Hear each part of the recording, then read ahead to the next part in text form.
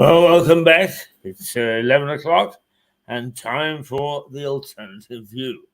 And here she is, boxing my ears as usual, Liza Page. Hello, everyone. Thank you for tuning in to the alternative view, which is Keith and I.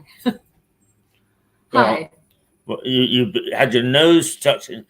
She has her nose tucked into it. I phone and she says, "Bugger off. I'm Oh. busy researching your program." She said. And that takes a bit of doing today, I can tell you, Keith, because since our government passed this bill of censoring what we hear and see, they've taken so very, very much off important information that they don't want us to see. Right. Well, just remind people about what the government has done. Mhm.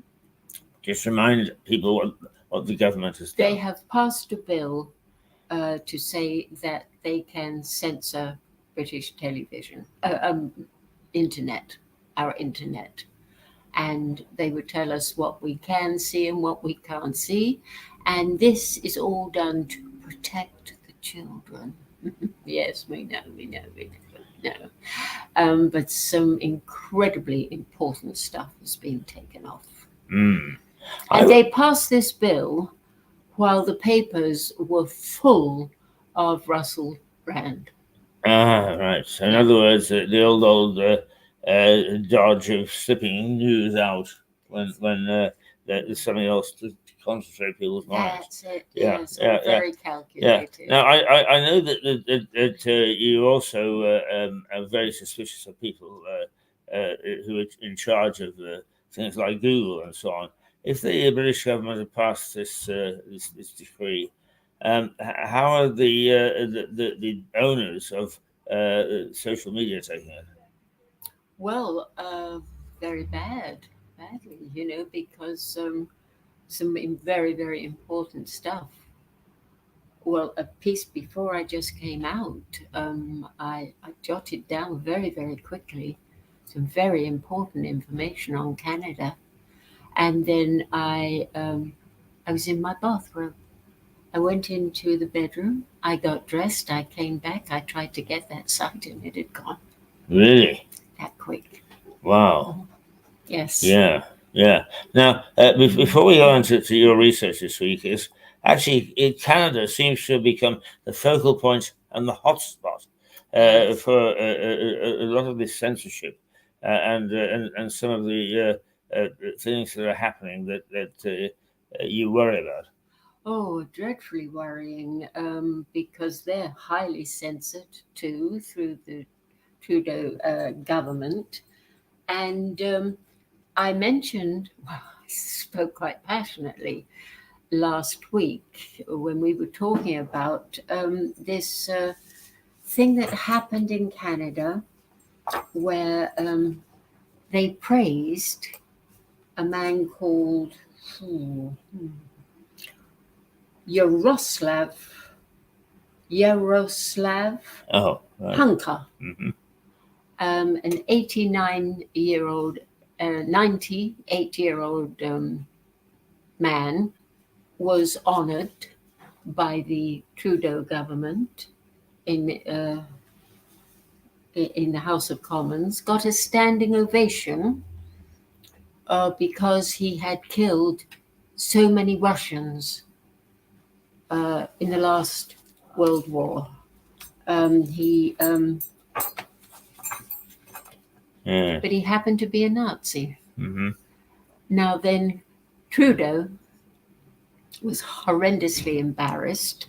The man who organized this shindig, Anthony Rota, Justin Trudeau's appointed Speaker of the House, resigned the next day after they had made a mistake honoring a Nazi veteran in the esteemed House of Commons.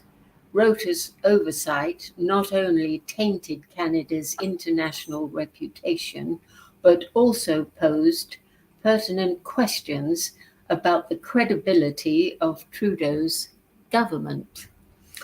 Well, he resigned.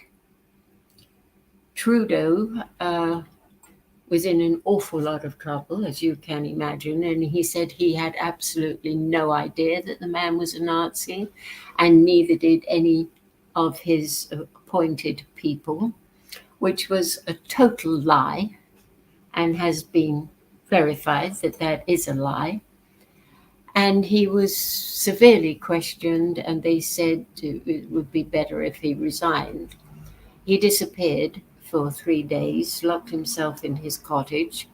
No one could, totally out of contact. And when he appeared, he said no, he wasn't going to resign. It was business as usual. He was very sorry what had happened, but of course it wasn't his fault.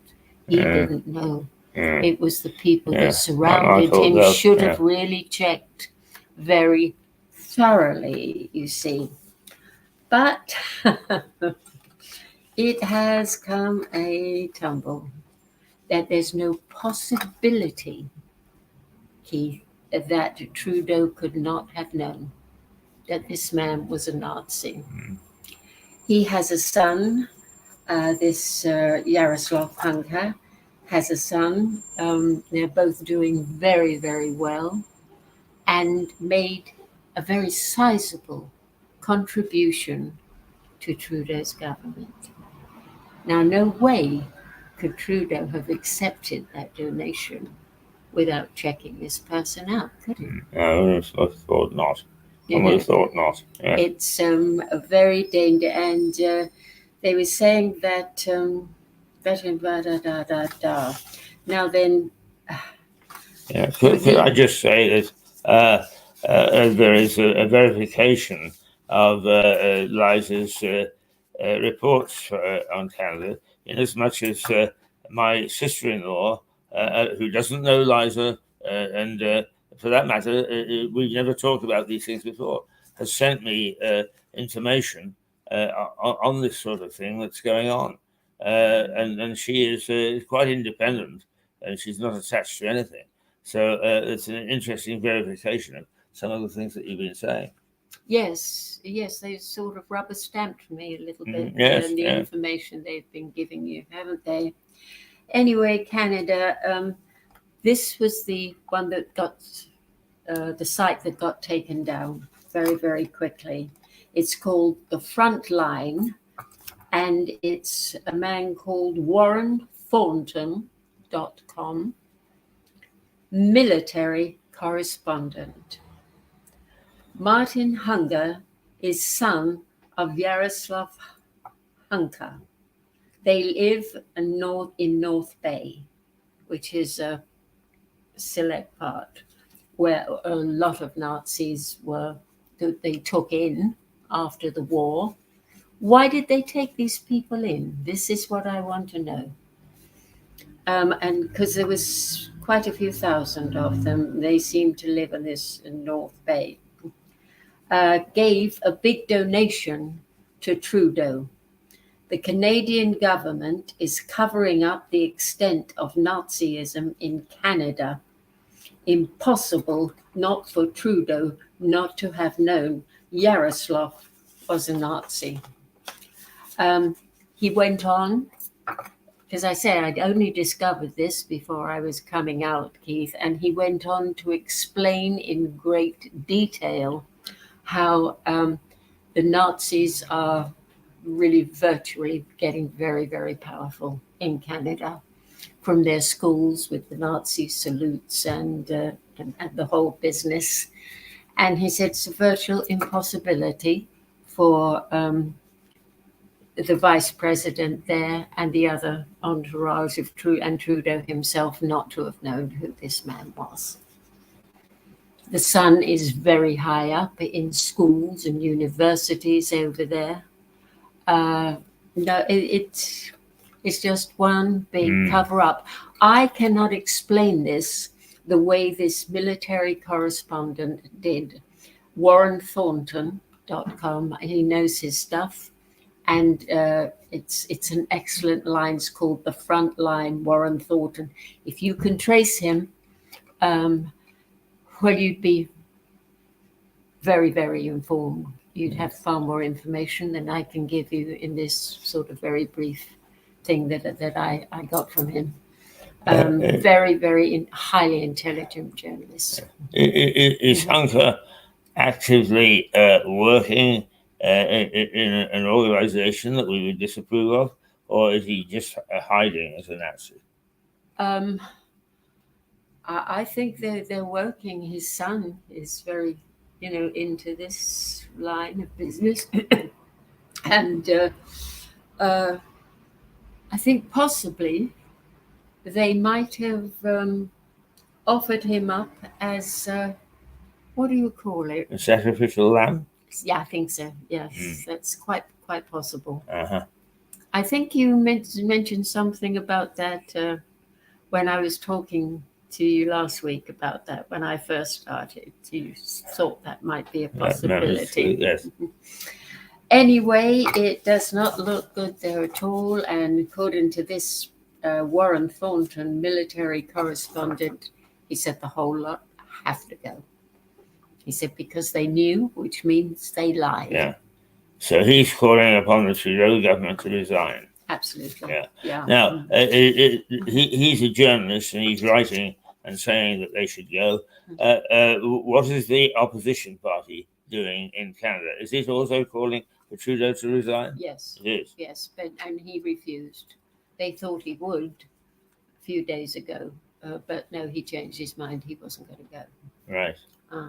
He apologized, said it wasn't my fault. I didn't know, and my associates didn't know we've made a big mistake. They have made a big mistake. I haven't made any mistakes. They have, but this proves that they were lying.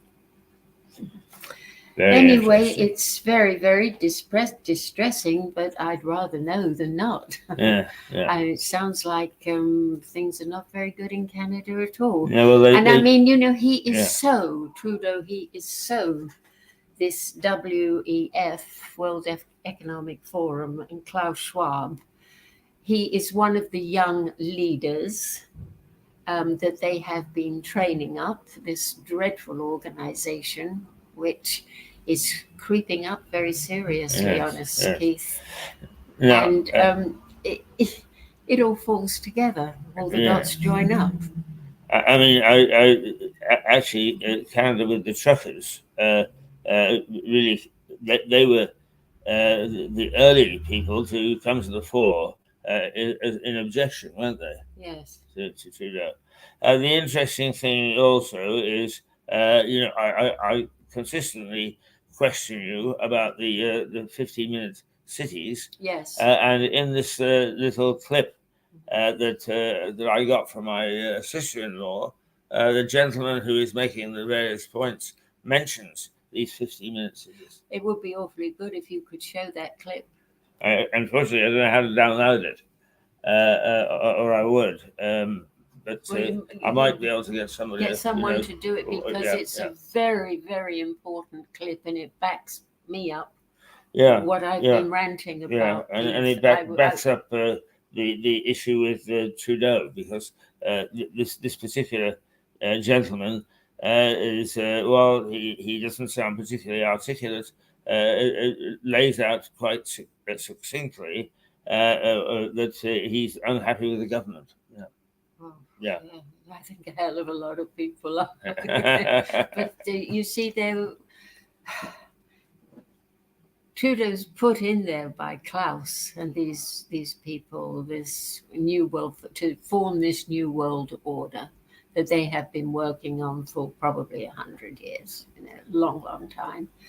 And they're well protected, these people. In virtually, they can do no wrong.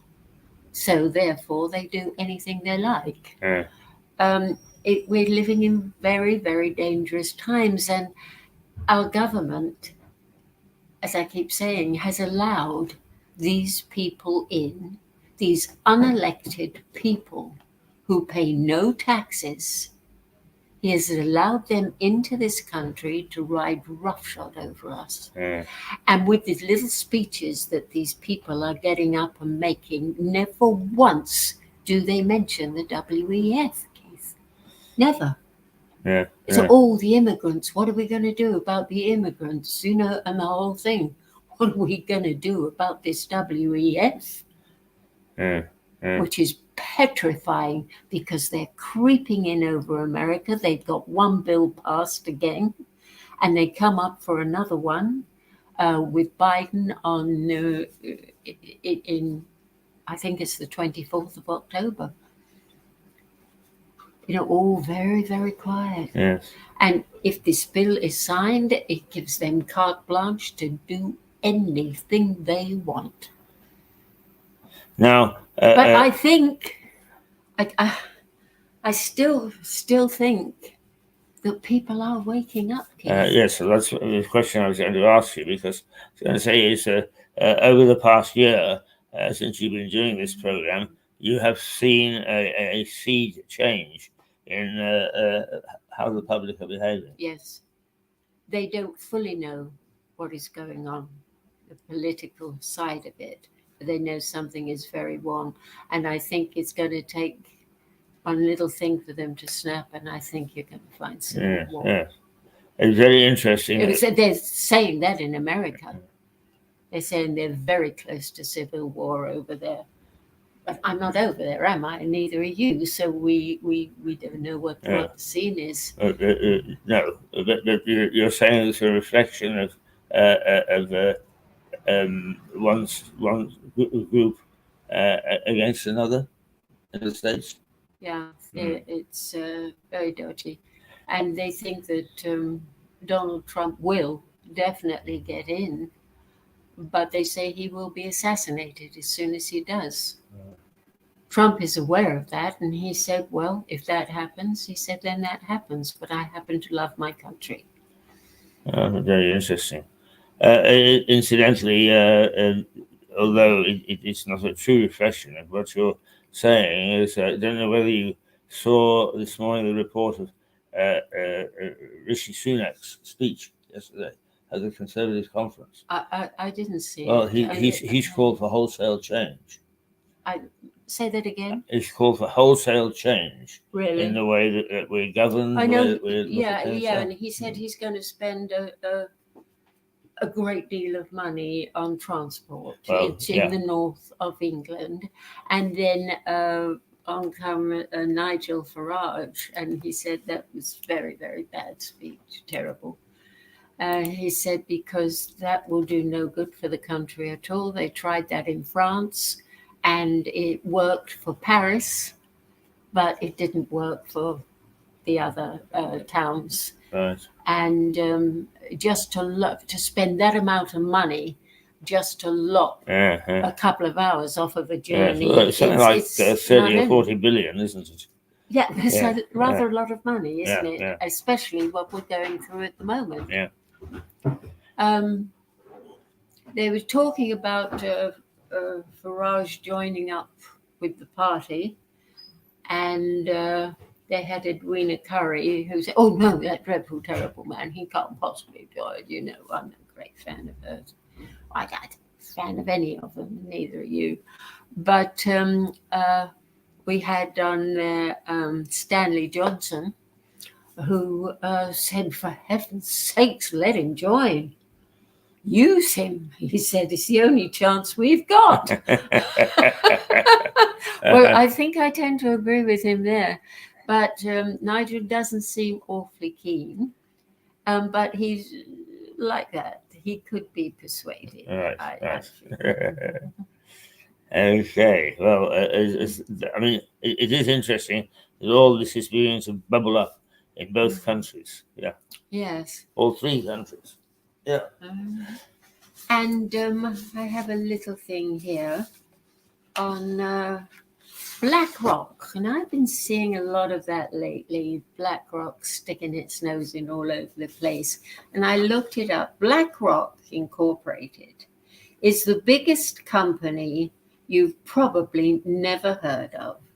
BlackRock was formed by founder and co Larry Fink in 1988 in New York City as a risk manager and fixed income institutional asset manager, $40 trillion currently in circulation around the world which means BlackRock manages a quarter of the world's money.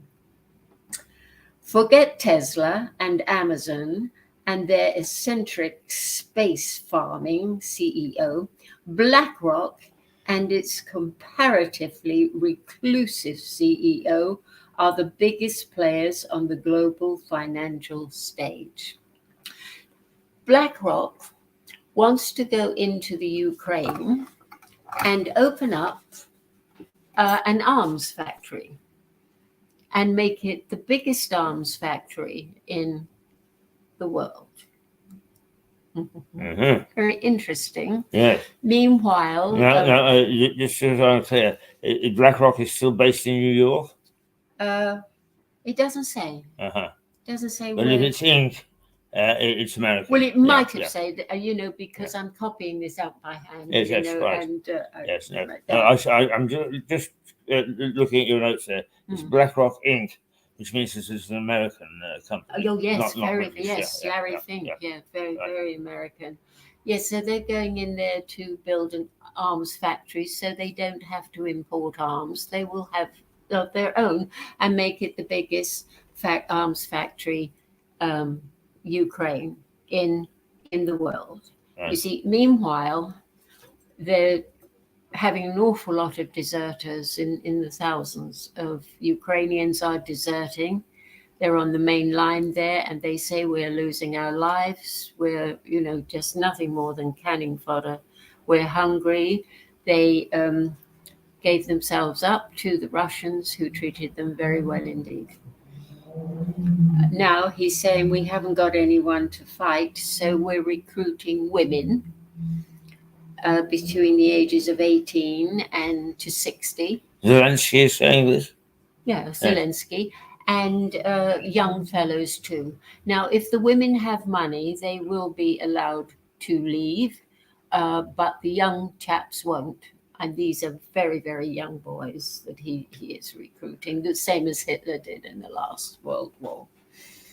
But some of these women, you see them in the uniform already, and that they're very beauteous creatures. Fighting along these men, I don't know. Because I think we came out of the last World War with more babies than we went into, didn't we? There seems to be an urgency to breed when you're in that sort of situation. Yeah. And that was just a thought. Anyway, yes, so Zelensky, well, look, they're giving them absolute fortunes. I've got a thing here about, America is borrowing money off of China to finance the Ukraine. I mean, that's doesn't seem right to me. America is borrowing money from China to finance the Ukraine. Yes, I did see something the other day about China and the American government doing some deal. It just seems strange to me too. Yes, Senator Paul Rand, who was the one that really attacked Fauci and brought him to heel and got the confessions out of him, which doesn't seem to mean anything, but nevertheless he did it. Senator Paul Rand said he said $1.5 trillion has been sent to Ukraine. They are now borrowing money from China to support the war in Ukraine. Rand says he will send no more money to Ukraine, which is the most corrupt country in the world. It has no intention of trying to solicit peace as this far to US and UK. As is far to US and UK, Britain has given Zelensky 4.6 billion in military support over 2 years. UK has trained 27,000 members of the Ukrainian armed forces. Yeah, so they're not getting anything off of No, Iran. well, actually, Biden has threatened to withdraw aid from Ukraine if corruption in the Ukrainian government isn't brought to heel. They've taken their time, haven't they? Yes. They've taken their time doing this, and now they're going to build their own arms factories. They want to continue this war forever. The other thing is an interesting little snippet that fits in with what you're saying is that apparently Germany, and this is according to and his name has just escaped me, but the former arms minister for Britain, not arms minister, is defense secretary. Yeah. Says that Germany has now outstripped the UK in the amount of money given to Ukraine. I think they've stopped now, though, haven't they? Have I they? think they've pulled their horns in. Whether they've done it or whether the German people are just very angry and they're still doing it, that I don't know. I would have or to get... it could be that quietly our own government is pulling its horns in. If it spends less, it would mean that other people would spring ahead of us. I mean, I don't know. I think that you're quite right, Liza, that people realise that there's something that is wrong. And I have to say that, generally speaking, you bring in some very interesting specifics. But I think that the thing that bothers me is the general feeling that something is wrong. And it may well be that that's why Rishi Sunak is reacting the way that he is at the moment, because of this general feeling that, hang on, people are getting a bit curious, a bit uppity, which would fit in very nicely with your feeling too.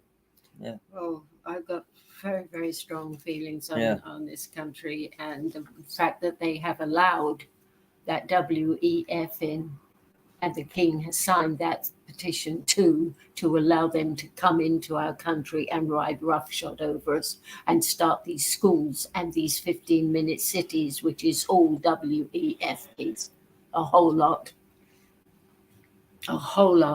And then, of course, you've got this black thing, with all the money. BlackRock.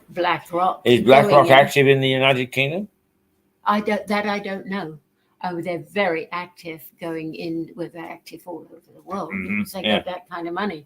But they're very active in going in and taking over the Ukraine and repairing all the damage that they have caused. Yeah. See, that's it. On a lighter note, have we finished with this? Well, just one other question. Is BlackRock is talking about building an arms factory in the Ukraine? Yes. Has it got arms factories elsewhere? I don't know. I'll find out. I think it's worthwhile asking that question. I would think they have, Keith. Yeah. That's a very interesting question. Yeah. I would investigate that. I think they've got a finger in all the very, very important pies. And of course, arms factories is, the biggest money maker in the world. Yes.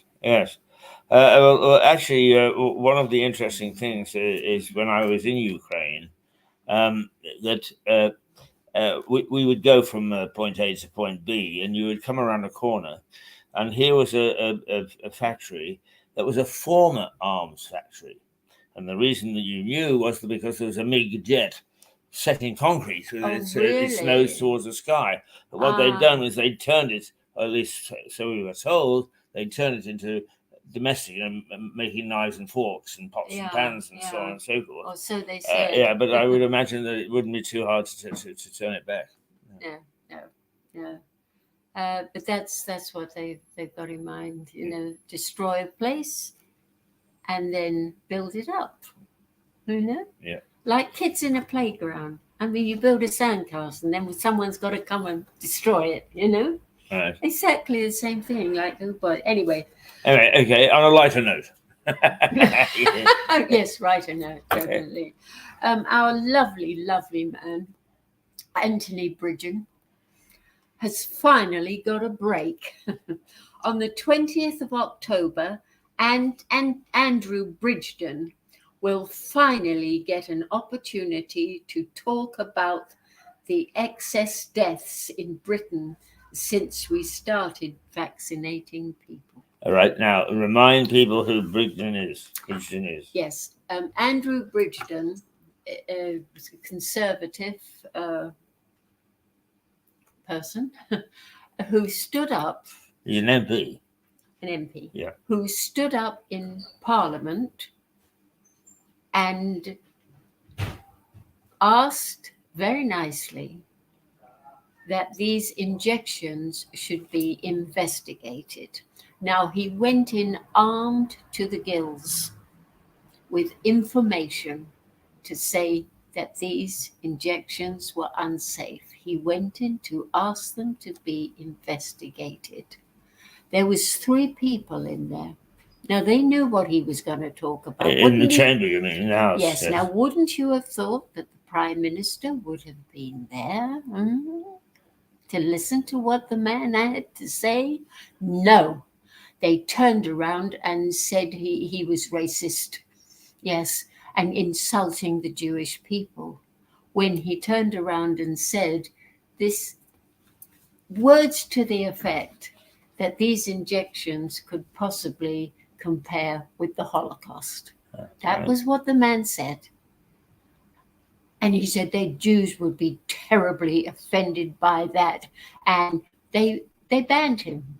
They slung him off for 6 weeks, wouldn't let him talk. Nothing. He was banned from Parliament for 6 weeks. Banned from Parliament, right. Yes, right. He went back in again and nothing at all. So he joined the Reclaim Party now. But I see there, and wherever he made a speech about the schools, and the WEF, what they've come in and done in our schools with the sexualization of little tiny children, 5 years of age, and also, cutting the genitals off of 8-year-old little boys. He was silenced totally. Nobody wanted to know. Treated abysmally. Now he's got a chance to go in, and I'll be very curious to see how they handle it this time, because it means they've had to have him back, doesn't it? Let's be quite clear. Who has given him permission to do what? He has permission. Andrew Bridgen will finally get an opportunity to talk about the excess deaths in Britain since we started vaccinating people. And where is he going to be permitted to talk? I assume it will be Parliament. In Parliament. I assume that. Could I be wrong? I don't know. I could be. Yeah. Maybe it's the local joint down the road. I mean, maybe I'm wrong. I stand corrected. No. It is likely. I think if it's officially he's being allowed to speak, it is likely to be Parliament, because I would have thought that it would have been very difficult for them to stop him talking in the corner store, even as it was. Yeah. So I mean, this would be an important speech. When is he going to speak? In October. Yeah, the 20th of October. That's not too far away, is it? And that'll be lovely. And he's going to be given permission to speak to Parliament. But I don't think they'll take any notice, Kate. I really don't. And now the good old vaccines. Here we go again. Yeah. Do you remember when Bill Gates said, don't bother taking those vaccines. They don't do any good. We got a new one now. You just spray it on your tongue. Do you remember when he said that? No, vaguely. Yeah. Okay, now they've got one that they have an air vaccine. It's here. No needle necessary to get an mRNA technology into humans. a team from Yale University has developed a new airborne method of delivering mRNA right to your lungs. The method has also been used to vaccinate mice in Transilvania, opening the door for human testing in the near future. Very interesting. Very interesting, that, isn't it? Yeah. COVID-19 has always been about the vaccine and getting it into as many people as possible. That is still part of the end game. The rulers need to get as many human beings as possible exposed to mRNA technology with the least amount of cost and effort. The airborne vaccine is a solution to the problem the ruling class has with the vaccine hesitancy. Nice, isn't it? Yeah. Very nice indeed. There is an inquiry going on at the moment, isn't there, in Parliament into the government's handling of vaccine in COVID in the first instance. Yeah. So it'd be interesting to see what that comes up with. It will, won't it? Yeah, I'm sure it'd be something like what's his name? Hancock, in his book. Well, we made mistakes. There's lessons to be learned from this, you see. Yeah, you just killed a big bunch of people. There's lessons to be learned. Yeah. It's always a good one, that lessons to be learned, yes. isn't it? Oh, yes, that's that covers a multitude of sins. Absolutely, yeah, lessons to be learned.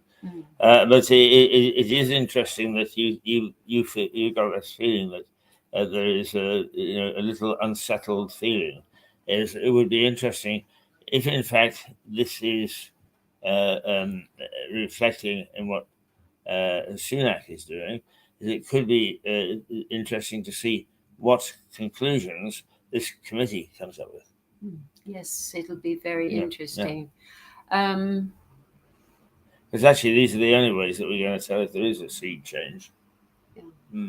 Yeah. I think it's an old saying, you can only push people so far, can't you? Well, that's true. Yeah. No. But you. But we've discussed this before, and you're so right. It's only when it affects people personally. Like all these children that go missing. It's colossal big business, this child sacrificing, and people are horrified for it.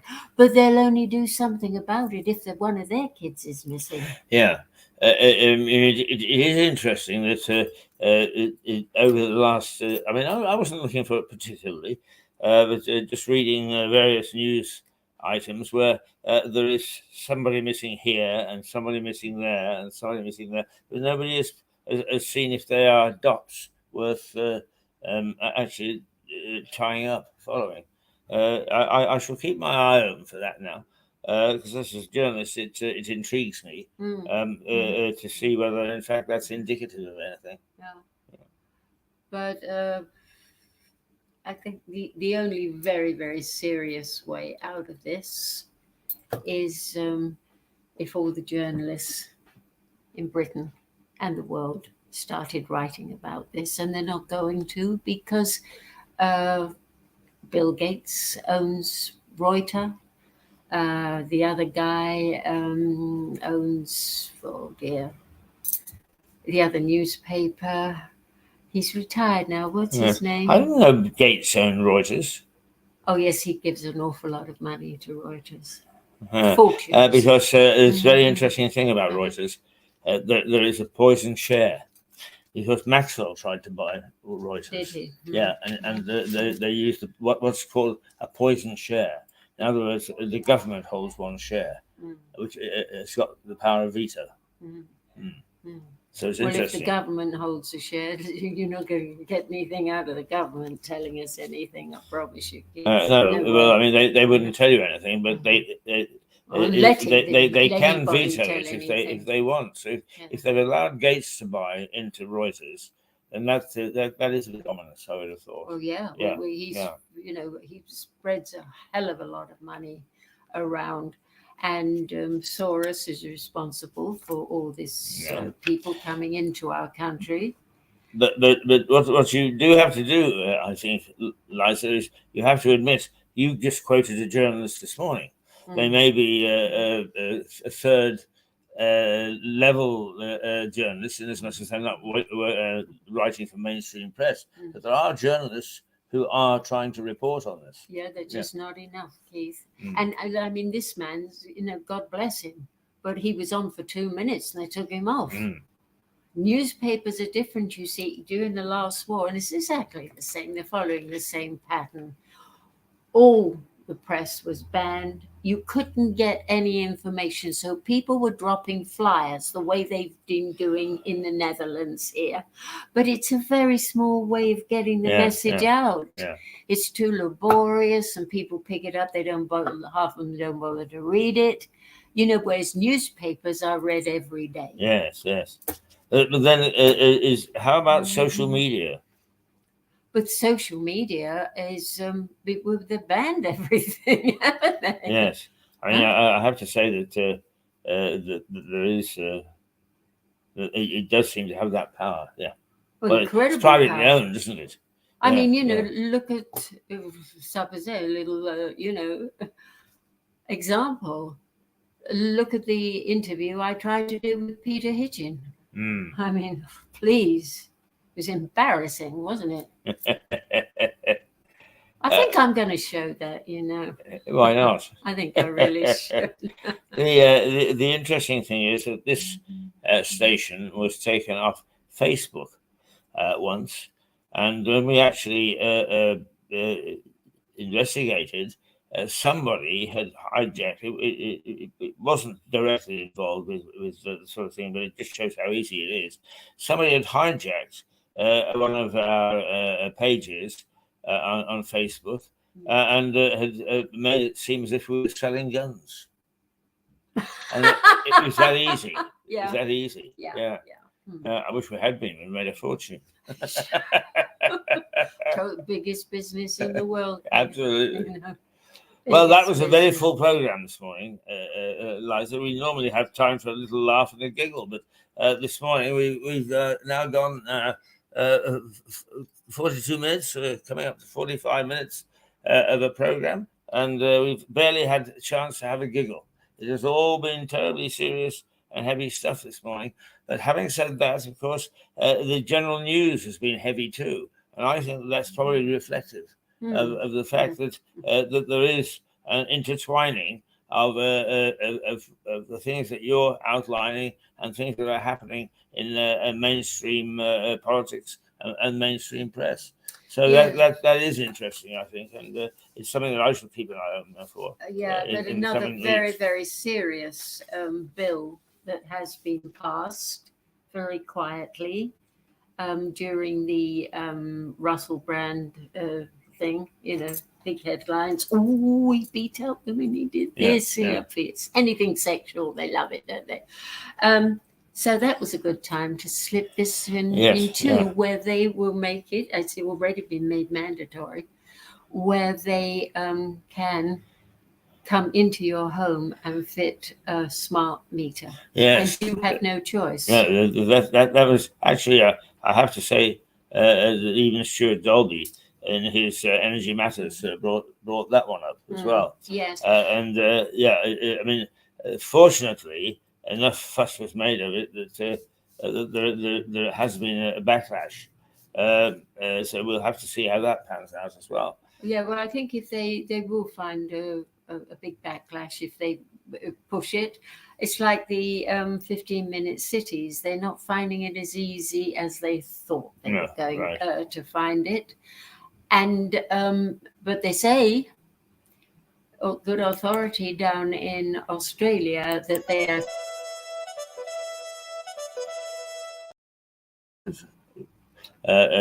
People heard you on that. That was my finger twitched. Right, a good session and lots of information from you there for people to chew over and is some fresh stuff as well. Yes. Yeah. Yes. New Yes. stuff. Indeed. Yeah. To be continued. Huh? Absolutely. We'll see you next Friday. Thank you, everyone, for watching. Thank you. Okie doke. We'll say cheerio. No, we'll say toodle pip the To way the pip, we we do. will. Absolutely. And we'll let's see. There we go. Ready, steady, go.